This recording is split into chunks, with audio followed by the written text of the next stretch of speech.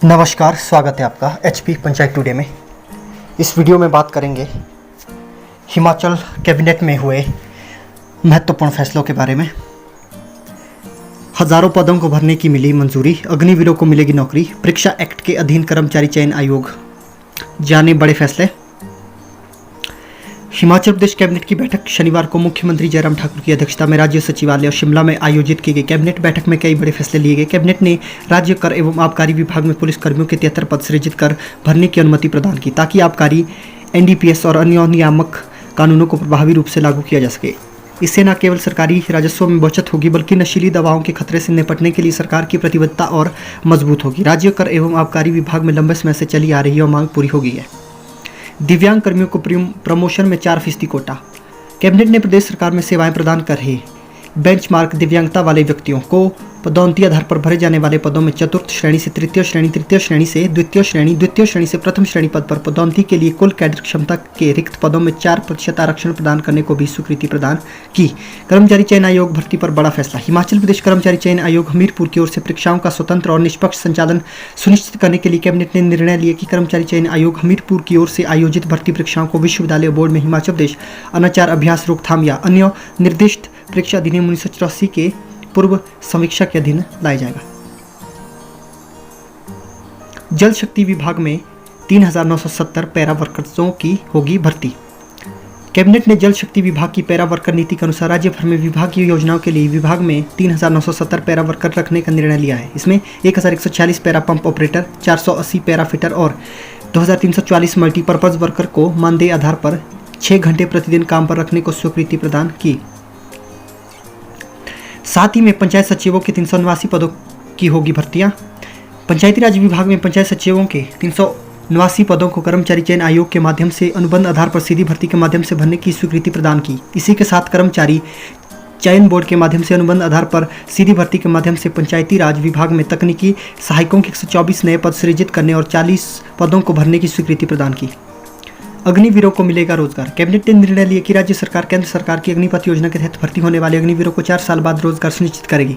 बैठक में नवगठित ग्राम पंचायतों के लिए चयन समिति के माध्यम से ग्राम रोजगार सेवकों के 124 पदों को भरने की भी स्वीकृति दी गई। कैबिनेट ने क्षेत्र के लोगों की सुविधा के लिए कांगड़ा जिले की जयसिंहपुर तहसील के अलग में नई उप तहसील खोलने को स्वीकृति प्रदान की।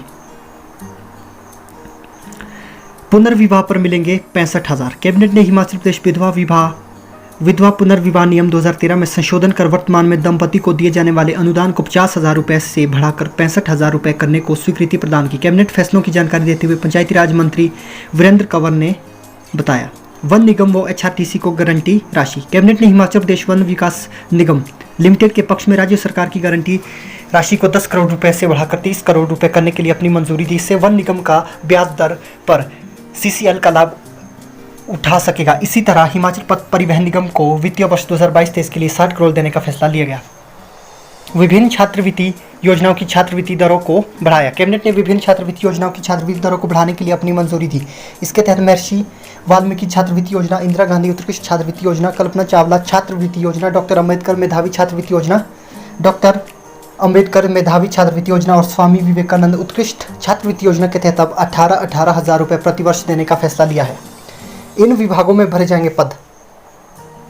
कैबिनेट ने मंडी जिले के सेरू में पशु चिकित्सालय खोलने तथा विभिन्न श्रेणियों को 10 पदों को सृजित कर इन्हें भरने की स्वीकृति प्रदान की। इसी तरह हमीरपुर जिला के बियार, बड़ाग्राम, बझोग, सुल्तानी, लमलू तथा मंडी जिले के गाड़ा गुशैनी में स्थित पशु औषधालयों को पशु चिकित्सालयों में स्तरोन्नत कर विभिन्न श्रेणियों के 15 पदों के सृजित कर भरने की स्वीकृति प्रदान की। नादौन विधानसभा क्षेत्र में जल शक्ति विभाग का नया मंडल खोलने एवं विभिन्न श्रेणियों के 13 पदों के सृजन एवं भरने की मंजूरी प्रदान की। मंत्रिमंडल ने बाल नियंत्रण उपमंडल अम्ब को कर्मचारी और आधारभूत ढांचे सहित जल शक्ति मंडल अम्ब में विलय करने को स्वीकृति प्रदान की। बैठक में जल शक्ति मंडल चंबा के अंतर्गत साहू में एक नया जल शक्ति उपमंडल खोलने तथा विभिन्न श्रेणियों के 4 पदों के सृजन व भरने को मंजूरी प्रदान की गई।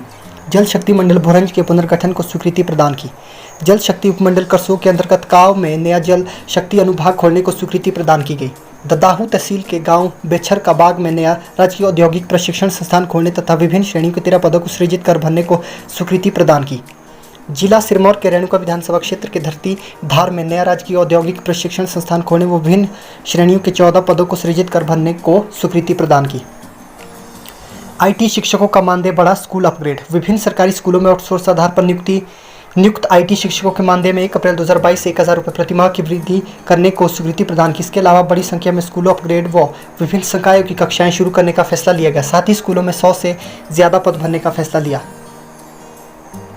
पुलिस विभाग में उप निरीक्षकों की भर्ती। बैठक में हिमाचल प्रदेश कर्मचारी चयन आयोग के माध्यम से सीधी भर्ती से पुलिस विभाग में उप निरीक्षक के 30 पदों 20 पुरुष एवं 10 महिला को भरने की अनुमति प्रदान की। खाद्य नागरिक आपूर्ति एवं उपभोक्ता मामले विभाग में विधिक माप विज्ञान में मैनुअल सहायकों के 8 पदों को अनुबंध आधार पर सीधी भर्ती के माध्यम से भरने को भी स्वीकृति प्रदान की गई। ये थे आज की कैबिनेट बैठक के कुछ महत्वपूर्ण निर्णय। इस वीडियो में इतना ही। बने रहे एचपी पंचायत टुडे के साथ। नमस्कार।